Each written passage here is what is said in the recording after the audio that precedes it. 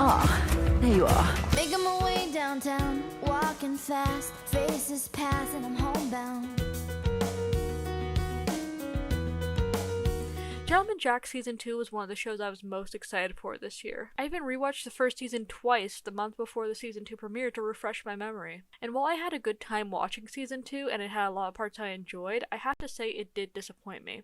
Now, it was no Killing Eve, thank goodness. I don't know if I could have handled that, but it was much slower paced than I had hoped and less exciting than the trailers had led me to believe. But if you show me Ann Lister dual-wielding pistols like a lone gunslinger but never show her firing them on camera, I'm gonna be a bit disappointed, I'm sorry. Oh, and before I go any further, let me say that in this video I will be referring to the Anns by their last name so that it won't get confusing.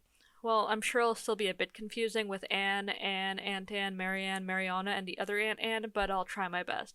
You may have also noticed that I'm called Anne too, since apparently no one has a creative naming bone in their body. So for the purpose of clarity in this video, you may refer to me as Argus, after the family dog. Argus? Back to the important topic at hand, Season 2 starts off strong with Lister meeting Walker again after a scandalizing conversation with her Aunt Walker, and it's nice. They're finally together again as an actual married couple, and you can see the affection.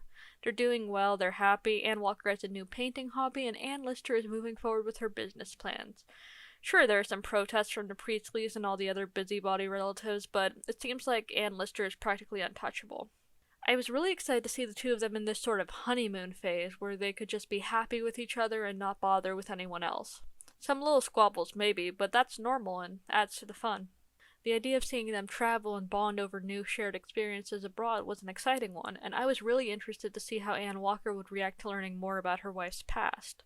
However, things went downhill so fast I felt like we were falling down the Alps while they were climbing to the top. Tib, who I was very excited to see and hear from given her role in Ann Lister's life, stirred the damn pot by finally revealing the existence of Mariana, which I loved, but this began the first tiny crack that would fracture their entire relationship. The thing is that while I did predict and was excited that Mariana would play a big role in the drama between Walker and Lister this season, I wasn't expecting the show to go down the route of essentially poisoning their relationship through Ann Lister's infidelity. So far, in regards to Ann Lister's story on Gentleman Jack, the show has been pretty historically accurate, but then all of a sudden they decided to throw this curveball into the mix. For what? Drama? Because let me reiterate, this never happened in real life.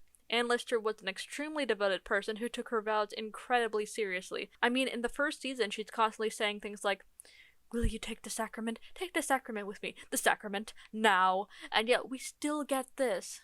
When I began watching episode 4 for the first time, I was proud of Ann Lister for rebuffing Mariana's advances and thinking, ooh, maybe Mariana did write to Ann Walker pretending something actually did happen and cause tension. But no. Instead, Ann Lister abandoned all of her principles and slept with Mariana. Why? Why does this always have to happen? Why is cheating a plot point in like every TV show featuring a romantic couple? I hate it.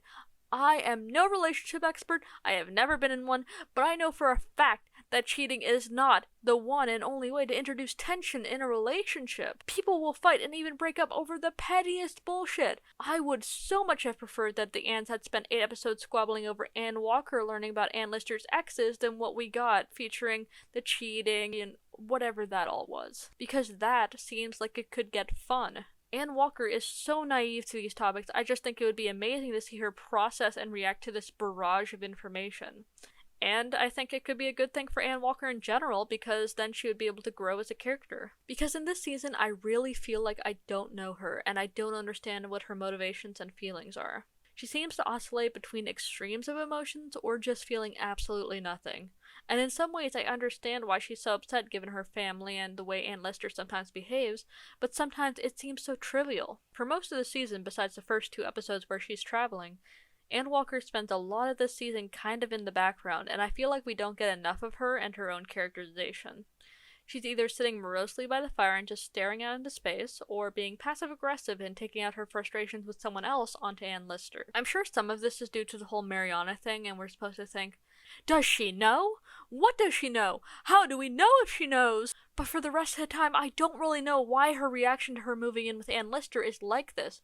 What she's feeling, how she's feeling, why she keeps going back and forth on things.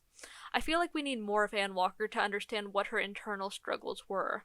At times, she even seems almost like a pet to Ann Lister rather than an actual partner due to her lack of agency in so much of the story. I was trying to think of what I wanted from Ann Walker and what I wanted from the season as a whole, and I think what that basically is the plot of Scott Pilgrim vs. the World. You know, Ann Lister would try to avoid Ann Walker even knowing about her exes. Is Scott here? You know what? He just left. Really? Yeah.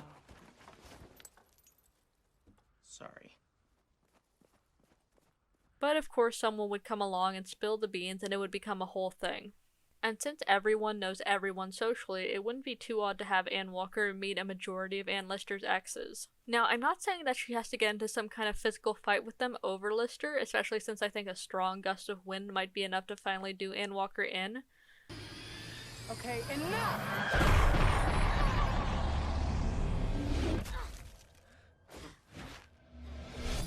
Punched me in the boob. Prepare to die, obviously. But if they're going to add in random cheating that never happened, I can imagine an ex-girlfriend battle royale. There's nothing you can do about it. Of course, the final boss would be Mariana. A confrontation for the ages that would determine who would truly win Ann Lister's affections. I was really hoping to just leave it all behind me. Hey, lovebirds. We have unfinished business, I and he. He and me. Don't you talk to me about grammar. I dislike you, capiche? Tell it to the cleaning lady on Monday. What? Because you'll be dust by Monday. Because you'll be pulverized in 2 seconds. And the cleaning lady, she cleans up. Dust. She dusts. So what's on Monday? Because it's Friday now. It's just the weekend's off, so Monday. Right? Basically, you can't win this fight, so you're gonna have to give up on this girl, because Todd's gonna kill you. You used to be so nice!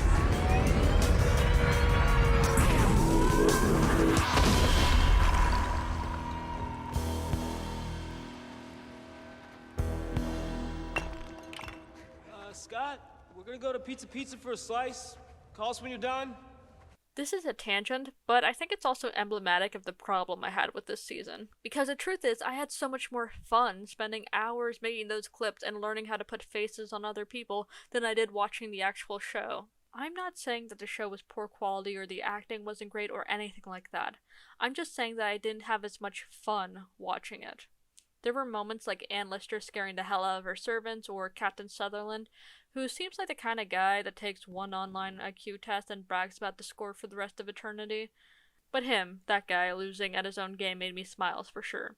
Heck, I'm even pretty invested in the business side of the show, unlike what I've heard from other people. My audience insert character is that lawyer who keeps begging Ann Lister to stop taking out so many loans, because I find myself worrying about her credit score, even though I know it won't be invented for another century. But for me at least, these good parts are overshadowed by the slog of the rest of the show.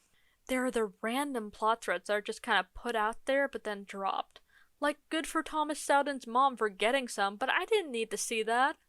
And if you're gonna make me see it, at least further the plot on what's going on besides, so Thomas probably murdered his uncle. What am I supposed to do with that? But most of all, I'm just tired of the constant drama and even misery that plagues the Anns every episode. And I think if this was just a one-off for this particular show, I wouldn't be as frustrated and exhausted as I am now. But this sort of stuff permeates pretty much all sapphic media. Just once, can't two women be happy together? Impossible. They can still face challenges. After all, there is that list of different types of conflict that we had to learn in 11th grade English. Man versus man versus nature, man versus self. So why does it always have to be the two romantic leads butting heads against each other until the very last scenes? I hear a premise for a show or a movie or whatever that sounds great to me, with people I might be able to relate to, and then I am just showered with misery. It reminds me of when I went to see Ammonite in theaters, which yes, I paid for, which is the real crime here. It was just me and two elderly couples watching Distilled Depression for 2 hours straight with suddenly 5 minutes of porn thrown in for no reason. Why? I've been to college. I don't need to experience anything like that again. But it's like they can never just be happy together. Even in the last scene in the season finale, which I think was supposed to be sweet and convey a sort of us against the world vibe, it was just hollow to me because they spent so much of the season being unloving and even outright hostile to each other. it makes me wonder if I even want a season 3.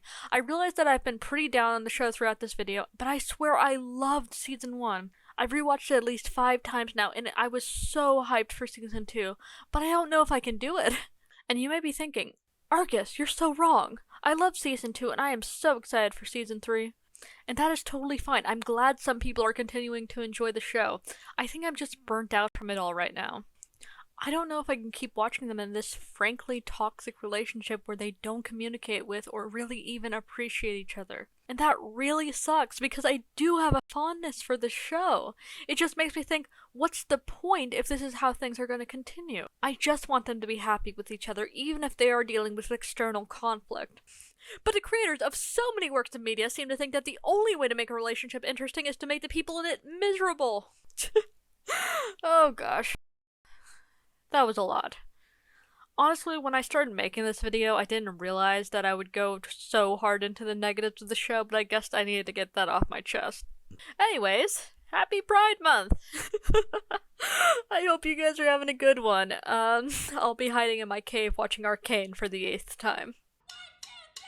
Behind her back, she gentleman Jack, a Yorkshire lady of renown. Never so fine, won't toe the line, speak her name, gentleman frown. But shipped it all, she had them all, the fairest sex fell under a spell. Dapper and bright, she held them tight, handsome man seduced them well. Gentleman Jack, oh gentleman Jack, watch your back, you're under attack. The husbands are coming, you better start running, for nobody likes a Jack the Lass. Jack the Lass, Jack the Lass, no one likes a Jack the Lass. The code is cracked, your bags are packed, the knives are out for gentleman Jack. You once were a vegan, but now you will be gone.